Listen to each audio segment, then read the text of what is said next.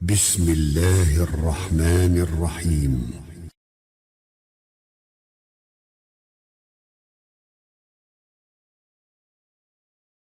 السلام عليكم ورحمة. إن الحمد لله نحمده ونستعينه ونستغفره.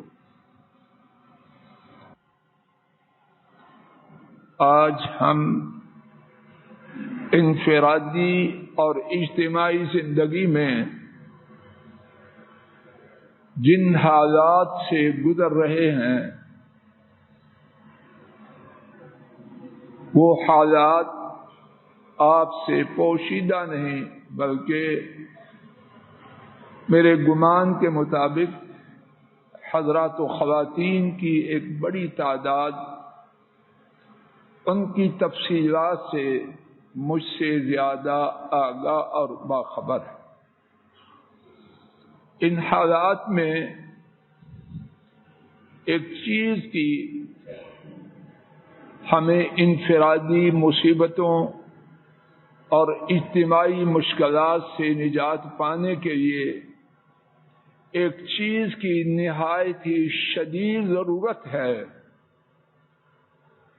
اور وہ چیز یہ ہے، کوئی پسند کرے نہ کرے، مانے نہ مانے، اللہ کی توفیق سے بات وہ کہنے کا ارادہ ہے۔ اللہ کرے کہ یہ ارادہ زبان پر ہی اس کا اظہار نہ ہو، دل میں بھی ہو اور عمل میں بھی ہو۔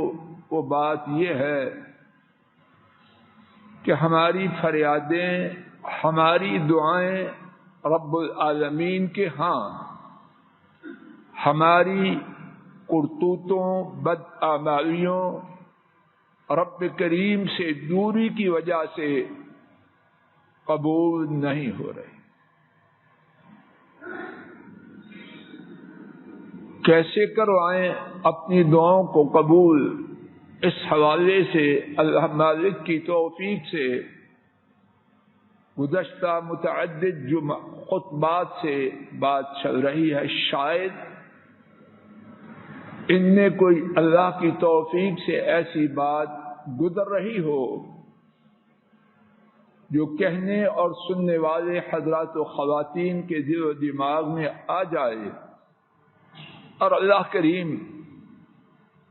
میرا اور آپ کا سوچنے سمجھنے، بولنے اور کرنے کا انداز بدل دے، اور آخرت سے پہلے دنیا ہی میں اللہ کی رحمتیں اور خیر دیکھ کر اللہ کی ملاقات کے لیے جائیں۔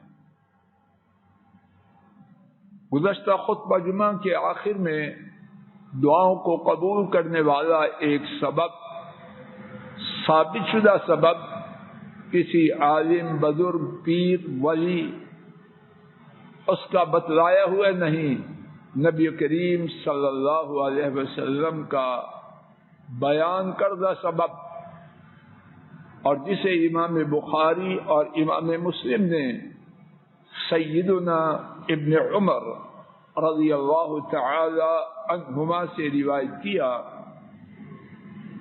جس سبب کا خلاصہ یہ ہے کہ گزشتہ زندگی میں مصیبتوں کے آنے سے پہلے، پریشانیوں کے آنے سے پہلے، مشکلات میں پھنسنے سے پہلے، اللہ کی رضا کے لیے جو مصیبتیں، اللہ کی رضا کے لیے جو اچھے اعمال کیے ہوتے ہیں، برے اعمال سے اپنے دامن کو بچایا ہوتا ہے، ان کی وجہ سے اللہ کریم دعاؤں کو فوراً قبول فرماتے ہیں۔ اس سلسلے میں نبی کریم صلی اللہ علیہ وسلم کے بیان کردہ واقعہ میں سے دو حضرات کے واقعات سن چکے ہیں۔ ایک ماں باپ کا خدمتگار اور دوسرا بدی پر قدرت حاصل کرنے کے باوجود اس سے گریز کرنے والا، اس سے دور کرنے والا۔ آگے چلنے سے پہلے صرف ایک مختصر جملہ میں آپ سب کے لیے ایک بات کہتا جاؤں کہ میں آپ ان دونوں اعمال کی روشنی میں اپنے آپ کو، اپنے کنبوں کو، اپنے گرد و پیش کو دیکھیں، کیا یہ دونوں باتیں ہم میں ہیں؟ والدین کی بے حد و حساب تاحد استطاعت خدمت اور احترام کرنا، اور برائی سے بچنے کے لیے قدرت کے باوجود برائی سے قطعی طور پر گریز کرنا۔ تیسرا سبب جو رسول کریم صلی اللہ علیہ وسلم نے، تیسرا عمل رسول کریم صلی اللہ علیہ وسلم نے جسے بیان فرمایا اور جس کی برکت سے اللہ تعالی نے مصیبت کو مکمل طور پر دور فرما دیا، اس عمل کا نبی کریم صلی اللہ علیہ وسلم کے بیان کے حوالے سے تذکرے کا آغاز کرتا ہوں۔ تیسرے شخص نے کہا، اے اللہ، میں نے ایک مزدور رکھا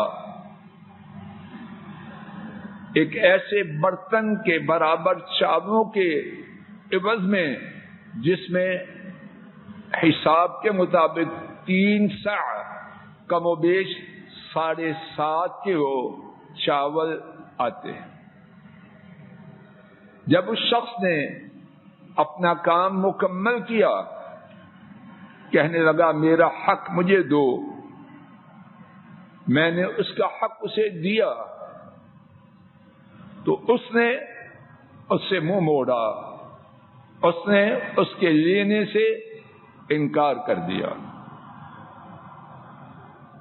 وہ شخص کہنے لگا اس کا جو حصہ تھا 7.5 کلو کم و بیش چاول تھے، میں نے ان کو زراعت میں لگا دیا، میں ان کو جمع کرتا رہا، یہاں تک کہ، اور یہاں تک بات سننے سے پہلے دوسری روایت کے الفاظ سن لیجیے۔ امام احمد اور طبرانی نے روایت کیا، وہ شخص کہتا ہے کہ میرے پاس ایک بوڑھا شخص آیا ایک مدت کے بعد، اور اس نے کہا میرا آپ کے پاس حق ہے۔ اس شخص کو کچھ یاد نہیں، جس طرح کے روایت کے الفاظ سے معلوم ہوتا ہے کہ بوڑھا شخص آیا، یعنی عمر کا ایک حصہ گزر چکا تھا اور وہ مزدور بوڑھا ہو چکا تھا، لیکن یہ اللہ والا اس کے چاولوں کو مسلسل استثمار انویسٹ کرتا رہا۔ اس نے مجھے، وہ شخص کہتا ہے، مجھے یاد کروایا تو وہ شخص مجھے یاد آ گیا۔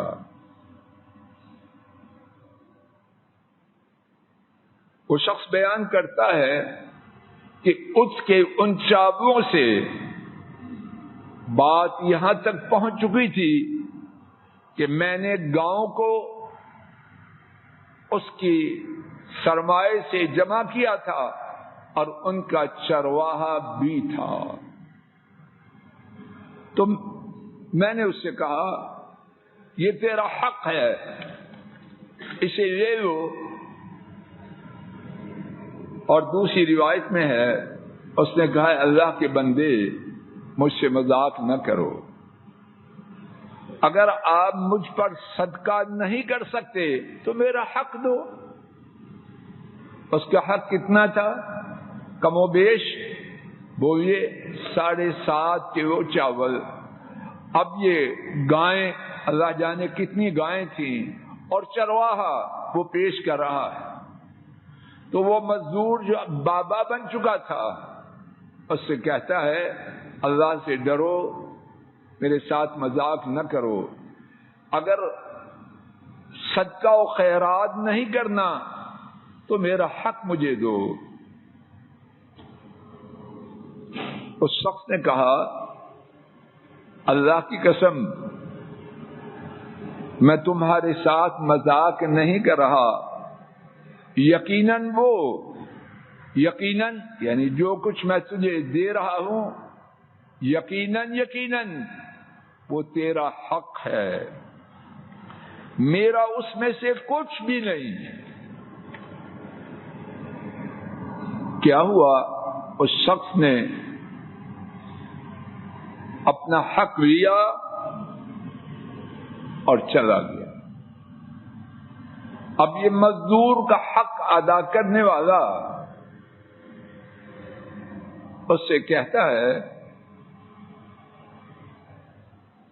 اگر آپ مزدور کو اس کا حق دینے والا اپنے اللہ سے بات کرتے ہوئے عرض کرتا ہے سو اگر جانتے ہیں آپ یقیناً میں نے یہ کام آپ کی رضا کے لیے کیا تو پتھر کا جو حصہ باقی ہے وہ ہم سے ہٹا دیجیے. نبی کریم صلی اللہ علیہ وسلم نے فرمایا پتھر کا جو باقی حصہ غار کے منہ کو بند کر کیے ہوئے تھا اللہ پاک نے اسے دور کر دیا. توجہ فرمائیے، سابقہ دو واقعات پر تبصرہ کیے بغیر یہ تیسرا واقعہ. اللہ کریم کو یہ عمل کتنا پسند ہے کہ محنت کرنے والے کو، حقدار کو اس کا حق پورے کا پورا دیا جائے، اور اگر اس پر مدت بھی گزر جائے، بشر صاحب مدت کے گزرنے سے حق ختم نہیں ہوتا. 100 سال 1000 سال اس سے کچھ نہیں. حق ہے، مدت کا زیادہ گزرنا نہ گزرنا اس حق کے ختم کرنے کے لیے دلیل نہیں بن.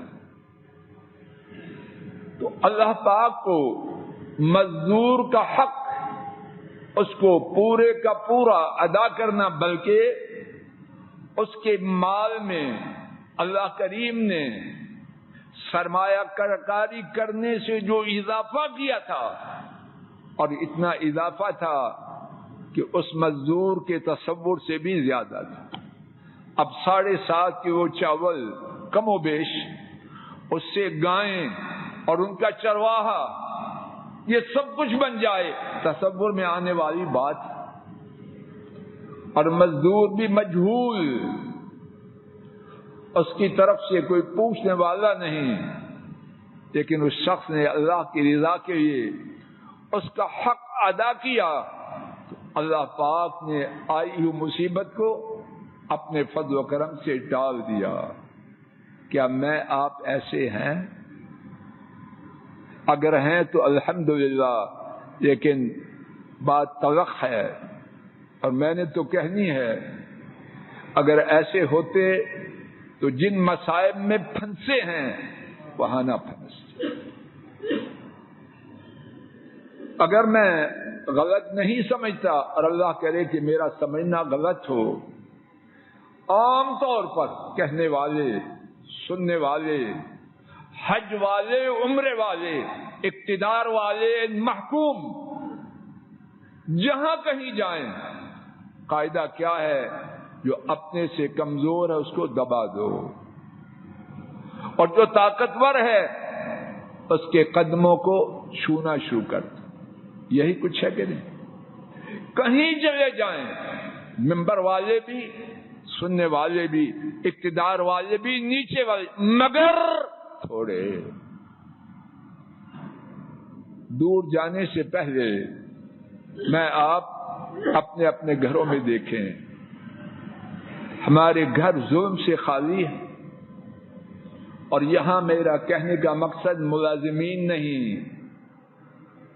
میاں اور بیوی کے معاملات ہیں۔ اگر بیوی شریف زادی ہے، اپنی زبان کو قابو میں رکھتی ہے، کون سا ظلم جو کیا جا سکتا ہے اس کو چھوڑا جاتا ہے۔ اور اگر خاوند خاموش تباہ ہے، لڑائی جھگڑے کو کسی وجہ سے پسند نہیں کرتا، تو اس کی حجامت کیسے بنائی جاتی، دعائیں قبول کیسے ہوں؟ سماعت فرما لیجیے، اور اللہ کرے کہ غلط نہ ہو، اور اللہ کرے میں آپ اس کی زد میں نہ آئیں۔ جہاں ظلم ہوگا وہاں دعا قبول نہیں ہوگی۔ ظلم دعاؤں کی قبولیت میں بہت بڑی رکاوٹ ہے۔ وہ درس دینے والے کریں، سننے والے کریں، اقتدار والے کریں، عوام کریں، ظلم اللہ کو پسند نہیں، اور ظلم دعاؤں کی قبولیت کی راہ میں ایک بہت بڑی رکاوٹ ہے۔ دعاؤں کی قبولیت کا ایک اور سبب توجہ کیجیے، یہ سبب تو تھا کہ سابقہ زندگی اس کی نیکیوں کو اللہ کے حضور عاجزی سے پیش کریں۔ میں نکما اگر اپنے کھاتے میں سابقہ ایسی نیکی نہیں پاتا تو مایوس ہو جاؤں نہ، اچھی طرح سن لیجیے۔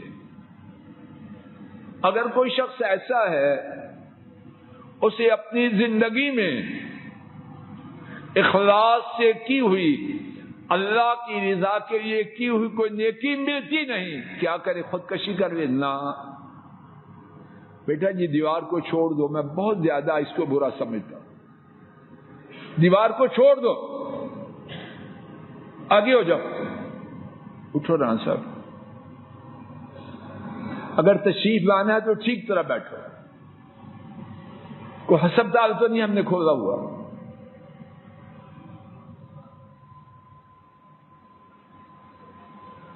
اگر کوئی شخص اپنے نامہ اعمال میں اخلاص والے عمل نہیں پاتا، سن لیجیے، اور اللہ کرے کہ میری بات ٹھیک ہو، مایوس نہ ہو۔ اللہ کے ہاں مایوس ہونا بجائے خود ایک بہت بڑا گناہ ہے۔ جب تک جان میں جان ہے، موت کا وقت نہیں آیا، اللہ کی رحمت کا دروازہ میرے آپ کے لیے کھلا ہے، تو کیا کرے؟ میرے ایسا گناہگار ابھی نیکی کرے، ابھی نیکی کرے، اخلاص سے اپنے گناہوں کی معافی طلب کرے، اور پھر اللہ کریم سے دعا کرے، انشاءاللہ الرحمن اس کی موجودہ نیکی بھی اس کے لیے دعاؤں کی قبولیت کا سبب بنے گی۔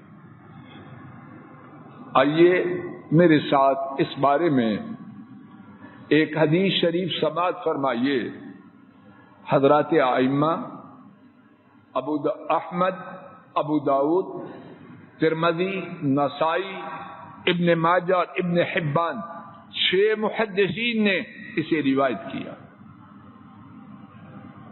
سیدنا ابو بکر رضی اللہ تعالی عنہ اس کے راوی ہیں۔ ہمارے نبی کریم صلی اللہ علیہ وسلم نے فرمایا، جو مسلمان گناہ کرے پھر وہ اچھی طرح وضو کرے، پھر اٹھے 2 رکعت پڑھے، پھر اللہ تعالی سے گناہ کی معافی مانگے، الا غفر اللہ لہ، مگر جو مسلمان گناہ کرے پھر اچھی طرح وضو کرے، اٹھے اور 2 رکعت پڑھے، پھر اللہ تعالیٰ سے گناہ کی معافی مانگے، تو اللہ تعالیٰ اس کے گناہ کو معاف کر دے۔ گناہ کو معاف کروانا دعا ہے کہ نہیں؟ جواب دیجیے. اور چھوٹی دعا ہے یا بہت بڑی دعا؟ میری آپ کی ساری بربادیوں کا سبب تھی. تو گناہوں کو معاف کروانے کی جو دعا ہے اس کی قبولیت کے لیے نسخہ کیا ہے؟ نسخہ نبوی. وضو کرے اچھی طرح، 2 رکعت پڑھے، اللہ پاک سے اپنے گناہوں کی معافی طلب کرے، اللہ تعالیٰ اس کے گناہوں کو معاف کر. اسی طرح اللہ بہتر جانے جو بات سمجھ میں آ رہی، کام اٹکا ہوا ہے، نیکیاں کریں، فرائض کی پابندی کرتے ہوئے نوافل پڑھیں، صلہ رحمی کریں، صدقہ و خیرات کریں. اللہ کی رحمت کا دروازہ بند نہیں، انشاءاللہ کھلا ہے. دعاؤں کی قبولیت کا ایک اور سبب، اور وہ سبب بہت ہی آسان ہے، اور اللہ کرے کہ ہم میں سے اس کے کرنے والے بہت زیادہ ہوں.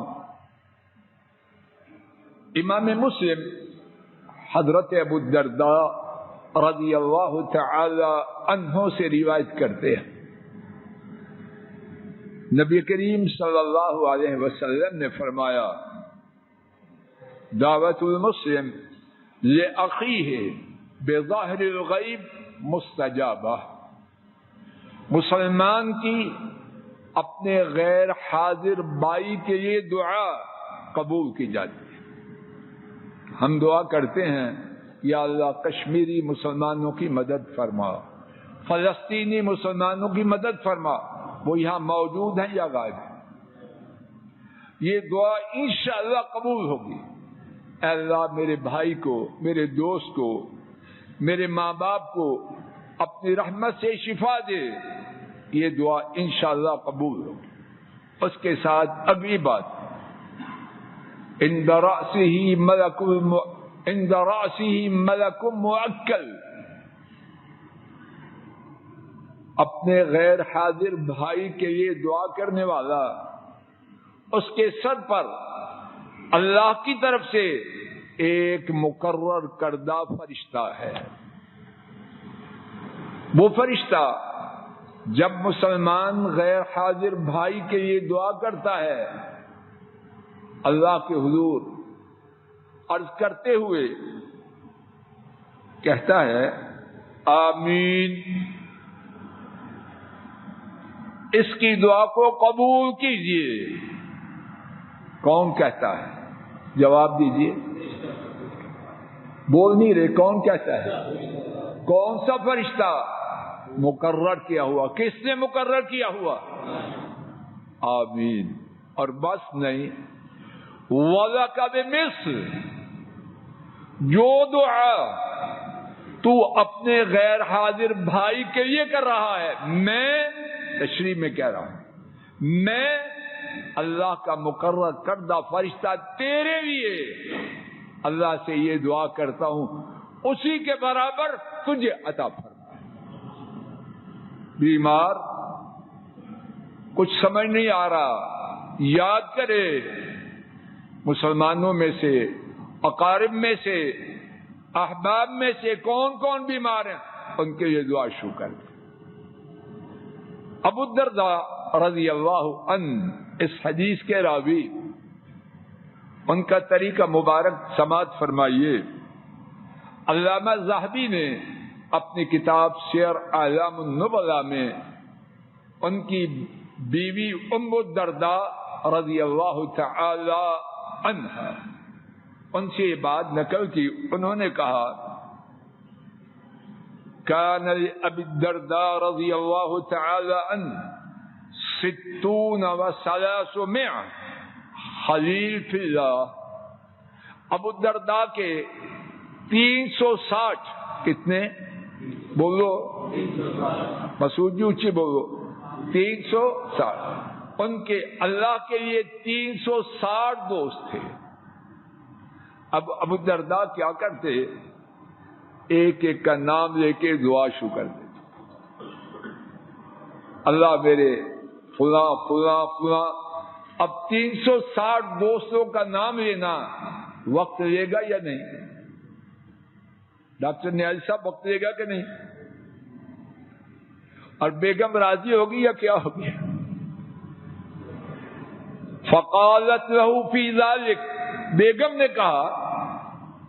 اب انہوں نے کیا کہا اس کا ذکر نہیں، میں تشریح میں کہہ رہا ہوں یہی کہا ہوگا ہمارے لیے بھی کوئی وقت چاہیے نہیں کہ یہ سب کچھ، یا پتہ نہیں کچھ اور کہا ہو. اللہ مجھے معاف کر دے. عام طور پر گھروں میں شکایت یہی ہے ڈاکٹر صاحب کے نہیں وقت نہیں دیتے.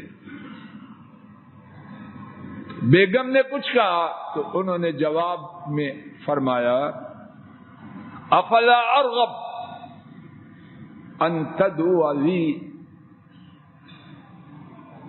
افلا ارغب ان تدعو لی الملائکہ، کیا میں اس بات کی رغبت نہ کروں کہ فرشتے میرے لیے دعا کریں. بیگم کو سمجھایا جو سودا میں لے رہا ہوں وہ سستا نہیں، بہت قیمتی ہے، اور میں 360 دوستوں کے نام لے کے کسی چیز کا خسارہ نہیں کر رہا. میں زمین پر ان کے لیے دعا کرتا ہوں اور میرے سر پر مقرر کردہ فرشتہ میرے لیے اور دیگر فرشتے میرے لیے دعائیں کرتے. اللہ تعالیٰ اپنے فضل و کرم سے دعاؤں کی قبولیت کے اسباب کہنے سننے والے حضرات و خواتین کو عطا فرمائے، اور اس بارے میں ہماری جو بہت سی کوتاہی ہو چکی ہے اللہ اپنے فضل و کرم سے اس کی کسر نکال دے. وآخر دعوانا ان الحمد للہ رب العالمین. اللهم صل على محمد وعلى آل محمد كما صليت على إبراهيم وعلى آل إبراهيم إنك حميد مجيد. اللهم بارك على محمد وعلى آل محمد كما باركت على إبراهيم وعلى آل إبراهيم إنك حميد مجيد. سبحان ربك رب العزة عما يصفون وسلام على المرسلين والحمد لله. الحمد لله. السلام علیکم ورحمۃ اللہ. یہ ڈاکٹر فضل الہی صاحب کا آفیشیل یوٹیوب چینل ہے. اس کو لائک، سبسکرائب اور شیئر کریں اور بیل آئیکن پریس کریں تاکہ نئے آنے والی ویڈیوز کا نوٹیفیکیشن آپ کو موصول ہو سکے. جزاکم اللہ خیر.